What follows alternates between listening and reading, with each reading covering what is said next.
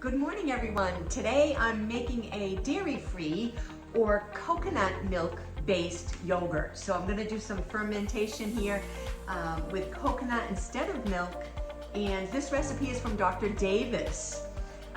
So I found a coconut milk. We want to find one without guar gum. Okay, so here's one brand that I found I'm going to use.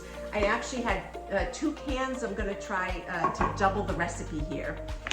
For sugar, I use the Anthony's Cane organic sugar. I have my inulin fiber is the one I use, but you can also use a potato starch instead. So I'm going to use inulin in my recipe.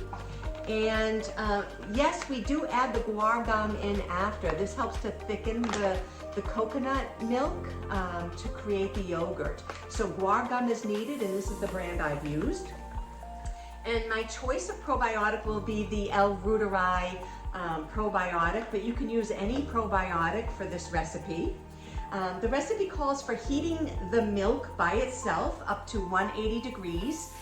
So I've done that already. It's here, my 2 cans. I let it cool, and then I added again the guar gum. So 3/4 teaspoon of guar gum.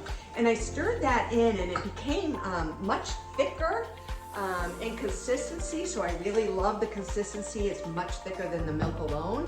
So both of those have the guar gum. Then I added the inulin, 1 tablespoon of inulin, 1 tablespoon of organic sugar. So that will bring the fermentation. And now it's cool enough. So once it reaches less than 100 degrees in temperature, so mine is 88 right now. I'm a little delayed.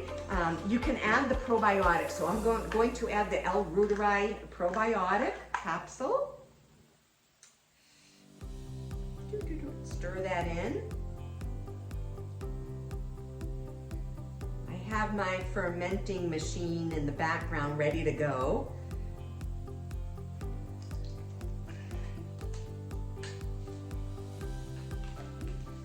Capsule here. I haven't tried different probiotics yet, but this recipe seems pretty adaptable to different probiotic strains. So that'll be a future one, but I'm just going to stick with this. Ingredients aside. Again, the temperature of this milk with guar gum and inulin reached 88 for me, but something less than 100 before you add the probiotic. Just stirring that in. Love the consistency. I hadn't reached this in the past, so I must have done something right this time. So here's just a peek of the coconut yogurt with the probiotic, and the thickness is nice. I'm gonna pour that into the jars and put them in the fermentation machine for 48 hours. So this one's a little longer on the fermentation. Okay, I've transferred the coconut milk with the probiotic into the bowls, and I'm going to cover them. I've set the temperature for 98 degrees on my machine, but I notice sometimes you have to check it and change, but it's 98 degrees. I'm gonna keep that as steady as possible over 48 hours. So this one's a little longer in its process. I'll cover those and let them do their magic.